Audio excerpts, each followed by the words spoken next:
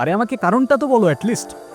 কোনো কারণ নেই, আমার মনে হচ্ছে না আমাদের একসাথে থাকাটা পসিবল, দ্যাটস ইট। সিরিয়াসলি? আমার সাইডটা কে দেখবে রুহি? দেখো, এত কথা বাড়ানোর কোনো মানে নেই। নাকি হুট করে এখন বেটার কাউকে পেয়ে গেছো? তোমার যা ভাবার তুমি তাই ভাবতে পারো, আমার কোনো প্রবলেম নেই। আরে প্রবলেম তোমার থাকবে কেন? প্রবলেম তো তোমার ক্যারেক্টারে।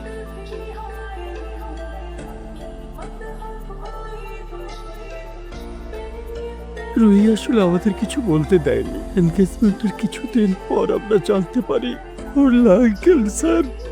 দেখুন, রুহি 4th স্টেজে আছে। রাইট নাও ক্যান্সারটা শরীরে আদার পার্টসও ছড়িয়ে পড়েছে, like brain, bones and other organs.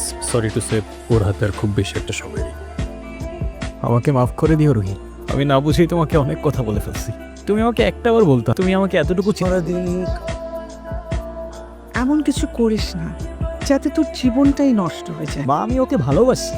কিন্তু বিয়ে, এটা তো আমার সাথেও হইতে পারতো না। আর আমার সাথে হলে আর যাই হোক, রুহি কখনো আমাকে ছেড়ে চলে যেত না। আর আমার লাইফে ওর আগে না কেউ ছিল আর না পরে কেউ থাকবে। সাব্বাস, এই যুগে তোর মতো কয়টা ছেলে আছে বল?